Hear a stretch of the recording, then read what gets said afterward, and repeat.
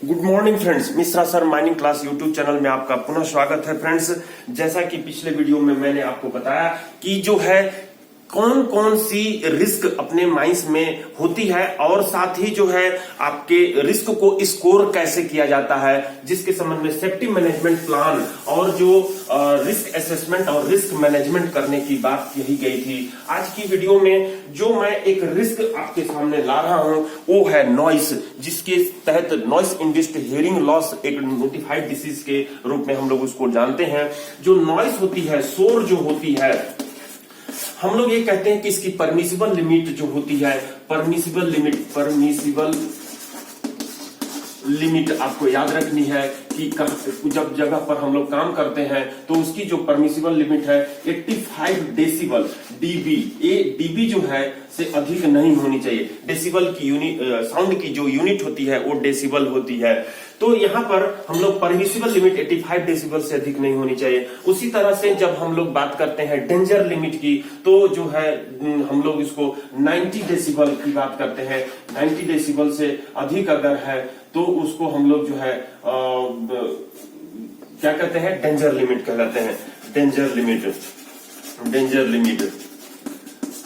उसी तरह से जब हम लोग को 115 डेसिबल की बात होती है तो हम लोग वर्क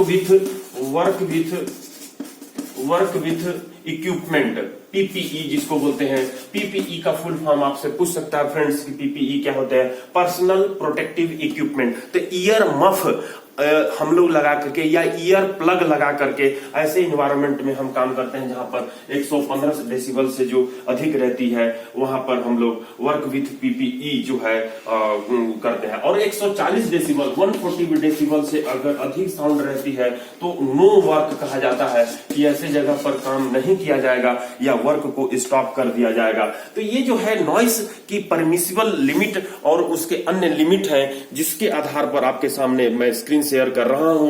वो है जो कि प्रश्न पूछी गई है कई एग्जामिनेशन में। तो चलिए friends, Mishra sir mining class की यूट्यूब चैनल को आप लाइक कर दिए होंगे, सब्सक्राइब कर लीजिए। अगर नए कैंडिडेट हैं तो बेल आइकन दबा दीजिए और बेल आइकन के साथ ही आपके पास नोटिफिकेशन पहुंचने लगेगी और उस नोटिफिकेशन के साथ आप वीडियो की सीरीज को देख करके पूरा देख करते होंगे और पूरा देख करके अपनी जो स्टडी है उसको, एग्जामिनेशन को पक्का कर सकते हैं, पास करके दिखा सकते हैं फ्रेंड्स। तो आपके सामने एक प्रश्न दिखाई दे रही है जो क्वेश्चन नंबर 51 है। पढ़ते हैं friends. A worker should not allowed to enter without appropriate ear protection an area in which the noise level is. एक वर्कर को अलाउ नहीं किया जाएगा बिना अप्रोप्रिएट ईयर प्रोटेक्शन लिए हुए, पहने हुए, an area which is noise level, जहां पर नॉइस लेवल कितनी होनी चाहिए फ्रेंड्स। तो यहां पर ऑप्शन ए दिया है 90 डेसिबल, ऑप्शन बी दिया है 115 डेसिबल, सी दिया है 125 डेसिबल, डी दिया है 140 डेसिबल, ई दिया है नन।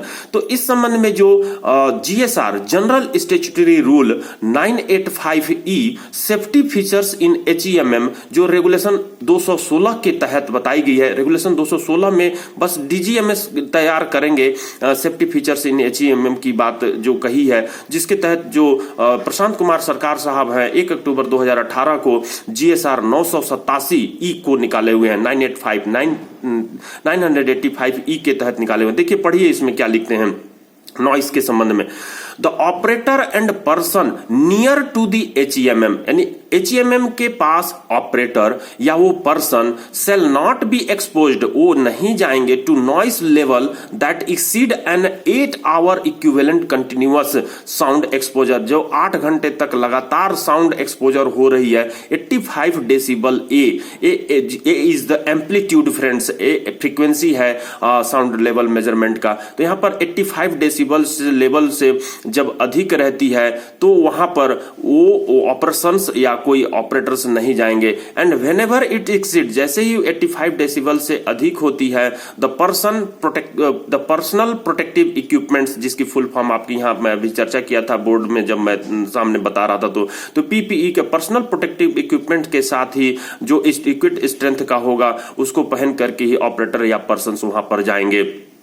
तो प्रश्न में आपको जो दी गई है ऑप्शंस के तहत, तो 90 डेसिबल जो आपके सामने दिखाई दे रही है वही इससे मैच करेगी। अगर 89 होती, 86 भी होती तो आप उसको टिक लगाते, क्योंकि 85 डेसिबल से जैसे ही अधिक होती है तो बिना पीपीई का पहने आप नहीं जाएंगे। तो ये आपके प्रश्न के अनुसार 90 डेसिबल होनी चाहिए। ऑप्शन ए को टिक लगा के आप आगे की ओर बढ़ सकते हैं फ्रेंड। इसके साथ ही warning devices and safety science, जो आपके सेफ्टी साइन जो दी हुई है HEMM में कि कौन कौन सी रहनी चाहिए। वार्निंग डिवाइस यानी हॉर्न रहनी चाहिए। HEMM के साथ जो है यहाँ पर वार्निंग सिस्टम, जो फेटिग हो जाते हैं ऑपरेटर यानी कि थक जाते हैं, आंखें बंद होने लगती है, तो वैसा सेंसर आजकल डेवलप किया गया है कि आंखें अगर बंद होने लगती है तो वो ऑडियो विजुअल अलार्म बजाने लगती है, उनका आंख जो है खुल सके और ऑपरेटर का एक्सीडेंट को बचाया जा सके। तो ये ऑपरेटर फेटिग को प्रिवेंट करने के लिए वार्निंग सिस्टम भी प्रोवाइड की गई है। ऑडियो विजुअल अलार्म, जब आप HEMM को बैक करते हो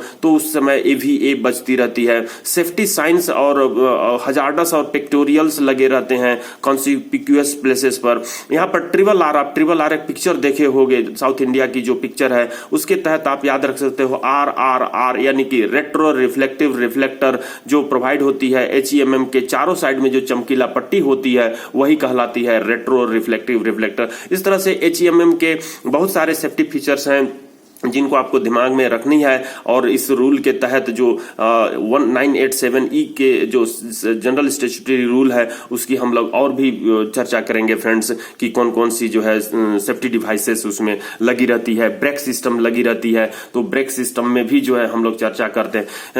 मैं यहाँ पर बताने का प्रयास करता हूँ अभी बोर्ड में कि ब्रेक को कैसे चेक करनी है इस को पेज को पढ़ने के बाद फ्रेंड्स। तो यहाँ पर आपको दिखाई दे रही होगी कि 85 डेसिबल ए वार्निंग लिमिट है, 90 decibel A work with PPE है, 115 डेसिबल ए डेंजर लिमिट है और 140 डेसिबल नो एम्प्लॉयमेंट की बात करता है। तो यहां पर मैं आपको बताने वाला हूं सेफ्टी फीचर्स जो ब्रेक होती है, वो कुछ सेफ्टी फीचर्स जो हम लोग इसको इंक्लूड कर लेते हैं। कौन कौन सी जो ये जो GSR 985 का ई नंबर है उसके तहत हम लोग चलिए स्टडी कर लेते हैं कि कौन कौन सी सेफ्टी फीचर्स इसमें लगी रहती है, जिसके तहत हम लोग जो है ब्रेक जो रहती है यहाँ पर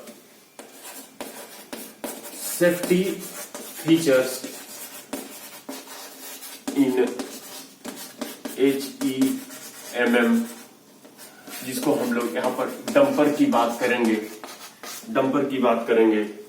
जो GSR 985E के तहत आपको दी हुई है। तो यहाँ पर आपके सामने पहला जो सेफ्टी फीचर्स मैं ले रहा हूँ वो ले रहा हूँ ब्रेक। तो ब्रेक यहाँ पर कितने प्रकार की होती है वो आप ध्यान में रखिए। एक जो है सर्विस ब्रेक कहलाता है, जो कि जब भी आप अपना मोटरसाइकिल चलाते हो, कार चलाते हो, तो गाड़ी को धीरा करने के लिए या रोकने के लिए जो आप ब्रेक इस्तेमाल करते हो हर समय, उस ब्रेक को ही हम लोग सर्विस ब्रेक कहते हैं। दूसरा यहाँ पर बात होती है पार्किंग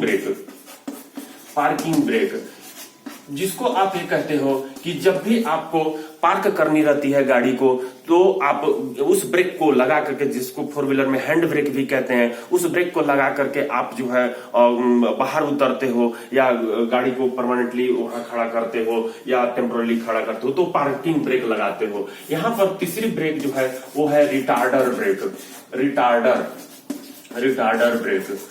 तो रिटार्डर ब्रेक मतलब कि इसमें जो है एक ऐसी सिस्टम लगी होती है कि जब आप स्लाइड करने लगते हो, ब्रेक लगाने के बाद भी ढाल पर जब उतर रहे होते हो, कीचड़ वाली जगह पर उतर रहे होते हो, तो सर्विस ब्रेक लगाने के बावजूद भी आपकी गाड़ी जो है स्लाइड करती जाती है और एक्सीडेंट होने की संभावना बनी रहती है। ऐसी स्थिति में आप अगर रिटार्डर ब्रेक का इस्तेमाल करते हो, जो थोड़ी समय के लिए ही यूज होती है, रिटार्डर ब्रेक का इस्तेमाल करते हो, तो वो जो गाड़ी है वो रुक जाती है, आगे नहीं स्लाइड कर पा जाती। तो ये जो है रिटार्डर ब्रेक है, जो इंजन के रोटेशन का जो अचानक बढ़ जाती है, इंजन का रोटेशन उसको कम करने का प्रयास करती है। तो आपने ये रिटार्डर ब्रेक देखा फ्रेंड्स। अब यहीं पर अगले सेफ्टी फीचर्स को बताने के पहले मैं यहाँ पर बता रहा हूं कि सर्विस ब्रेक को चेक कैसे करते हैं, जो डीजी में सर्कुलर में बताई गई है चेक करने का सिस्टम। और ये ड्यूटी दी गई है कि हर ऑपरेटर को प्रतिदिन अपना काम चालू करने के पहले ब्रेक को चेक करना है। तो सबसे पहले ये जो सर्विस ब्रेक की चेकिंग की मैं बात कर रहा हूं,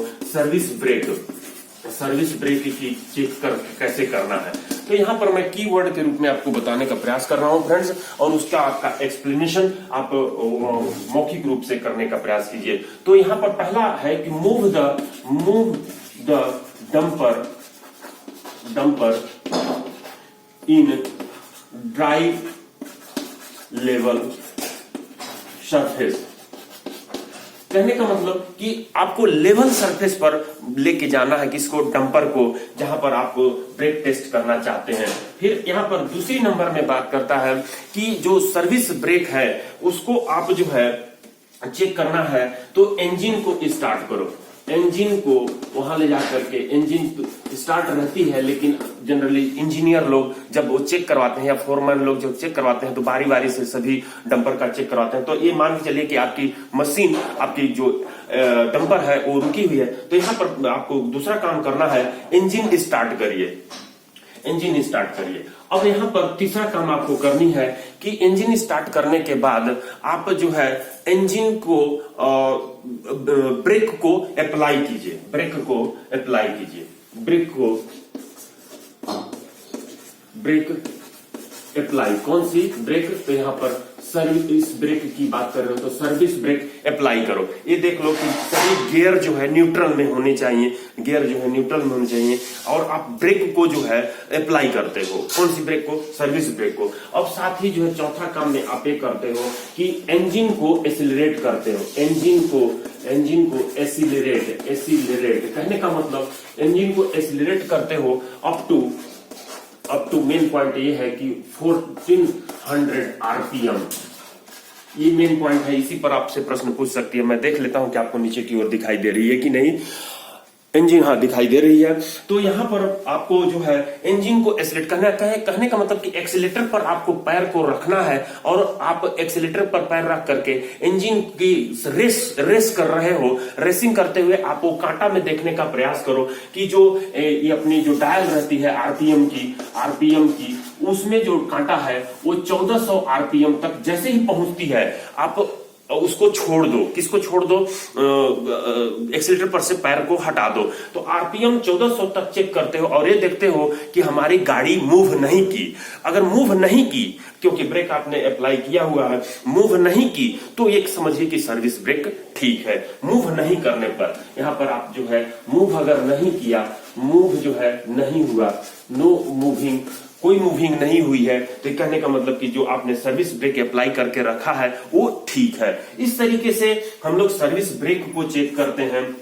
और इसी क्रम में हम लोग पार्किंग ब्रेक को, जो रिटार्डर ब्रेक है, इसको आप देख लीजिएगा। एक जो है 1300 आरपीएम पर ले जाकर के हम लोग उसको चेक करते हैं, और दूसरा को जो है 1200 आरपीएम पर ले जाकर के चेक करते हैं। फ्रेंड, इन दोनों में आप देख करके कमेंट बॉक्स में कमेंट्स दीजिएगा कि ये इसके लिए है या ये इसके लिए है, ऊपर नीचे हो सकती है। आप रिटार्डर ब्रेक के लिए 1300 आरपीएम लिखा हूं और पार्किंग ब्रेक के लिए 1200 आरपीएम लिखा हूं। तो ये सर्विस ब्रेक, पार्किंग ब्रेक और रिटार्डर ब्रेक चेक करने का सिस्टम है, जिसके संबंध में आपसे प्रश्न पूछ सकता है। ओपन कास्ट खदाने खास करके वो आपके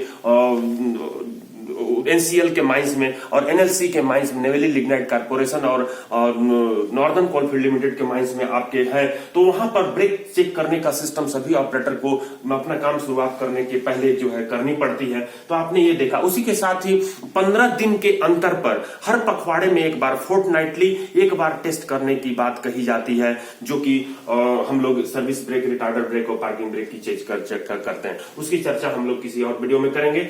तो यहाँ पर आपने देखा कि ब्रेक चेक हम लोग किस तरीके से करते हैं। इसके अलावा जो है आपकी जो सेफ्टी फीचर्स रहती है, आप उसमें ये 3-4 सेफ्टी फीचर्स आप देखे हो। यहाँ पर जो है सेफ्टी फीचर्स के रूप में हॉर्न रहती है जो कि आप यूज करते हो। तीसरा में इंडिकेटर रहती है। यहाँ पर चौथा में आप ये कहते हो कि हेडलाइट बैकलाइट रहती है, LIGHT। तो ये कुछ मुख्य है जिसको जो है cabin guard instruction, cabin guard GAU guard extension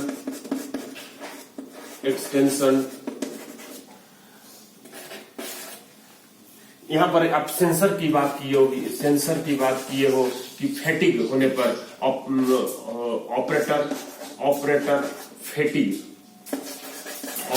फेटिग अगर हो जा रहे हैं तो उस केस में वो सेंसर जो है काम करने लगती है। प्रॉक्सिमिटी वार्निंग डिवाइस रहती है, प्रॉक्सिमिटी वार्निंग डिवाइस रहती है।